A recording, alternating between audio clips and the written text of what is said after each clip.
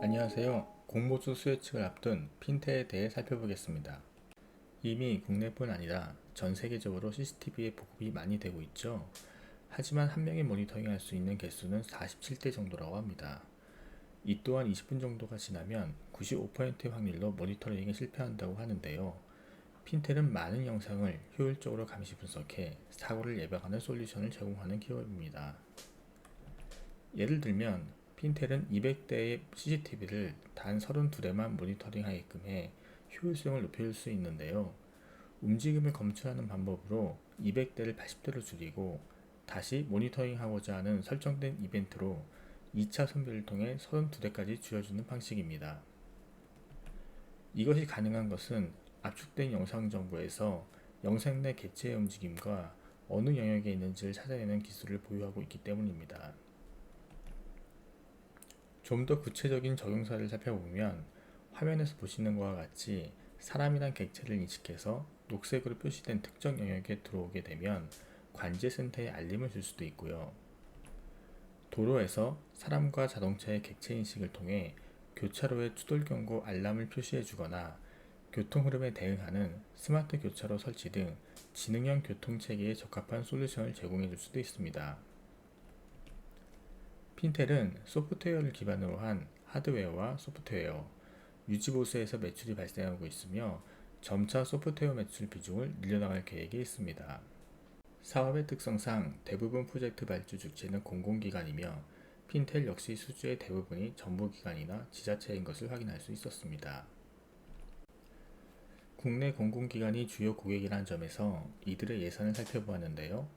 20년 대비 21년 8,800억 원 수준에서 1.2조 원으로 크게 늘어난 것으로 추정되고 있으며 22년에서 25년 예산도 연평균 2조 원 가까운 수준으로 계획돼 있어 전방 수요는 앞으로도 크게 성장할 것으로 기대됩니다. 그만큼 경쟁도 치열한데요. 보안 솔루션 영상 감시 장치는 무려 33개 중소기업이 경쟁 중에 있으며 교통 솔루션 시장은 상대적으로 적은 업체가 경쟁 중인 것으로 파악되고 있습니다. 산업 내 경쟁력을 확인하는 가장 좋은 방법은 바로 매출 성장을 통해 확인해 볼 수 있는데요.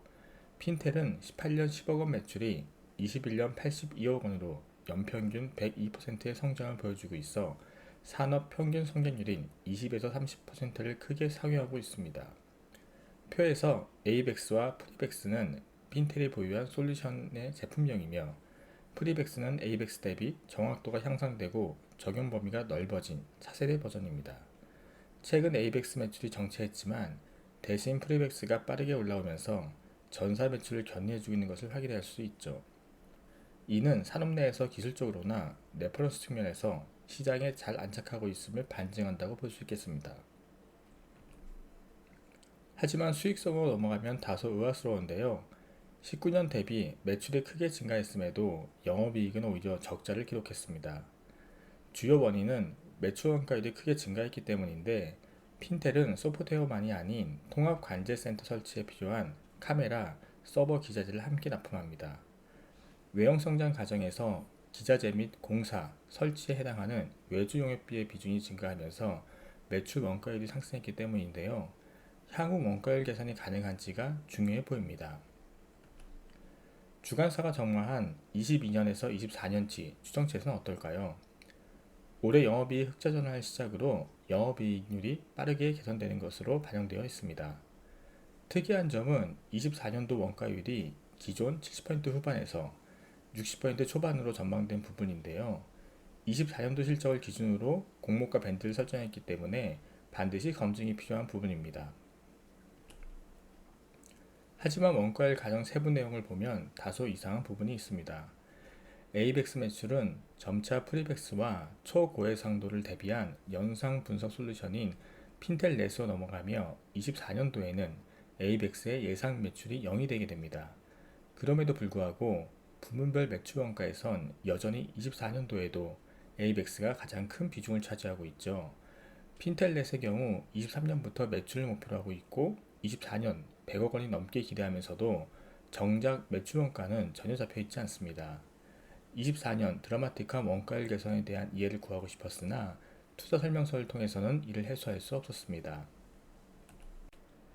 핀텔은 셀바스 AI와 위세하이텍을 비교 기업으로 선정하였는데요. 셀바스 AI는 음성인식, 자연어 처리, 위세하이텍은 AI 개발 플랫폼과 빅데이터 분석 툴이 주요 사업 영역입니다.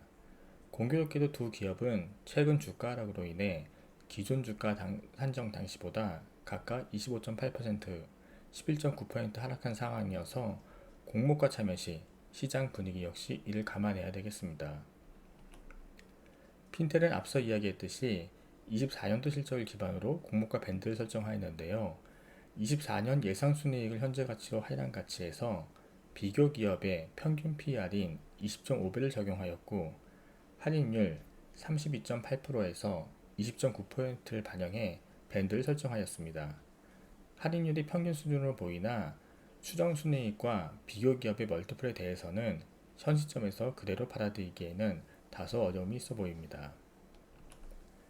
개인적으로 핀텔의 기업가치 산정에 있어 24년 실적보다는 23년 실적이 보다 합리적인 기준점이라 생각을 하고 있는데요. 이 경우 PER은 상단 기준 32.6배, 하단 기준 27.5배로 추정됩니다. 참고로 비교 기업의 주가 하락을 감안한 평균 멀티플은 16.6배입니다. 공모 개요입니다. 주간사는 대신증권이며 수요 예측일은 10월 4일에서 5일에 이루어지고 있고 공모 청약일은 11일, 12일입니다. 핀텔 청약에 참여하게 되면 플라즈맵 청약에 참여할 수 없게 되니 두 기업 간 선택이 필요해 보입니다. 보유예수는 73% 수준으로 높은 편이나 1개월 후에 종료되는 물량이 12.2% 적지 않고요. 작년 7월에 3자 배정 유상증자 가격이 4,000원이라는 점을 감안했을 때 공모가 밴드 하단 7,500원을 가정해도 기존 낙원 물량의 차익 실현 가능성은 높아 보입니다. 요약하면 핀텔은 매출 성장은 뛰어나나 수익성 개선에 대한 확인이 필요하며 공모가 상점 방법은 다소 공격적인 가정이 반영되었다고 생각됩니다. 그럼에도 불구하고 공모 규모와 유통가능 주의수가 적어 수급적인 요소를 감안했을 때는 수혜직 자체에서는 흥행도 가능해 보입니다. 다만 1개월 보유에서 종료 물량을 감안했을 때 상장 후 신속한 매매를 고려해 볼 필요는 있어 보입니다. 끝까지 영상을 시청해 주셔서 감사드립니다. 이상 올바른 10분 투자였습니다.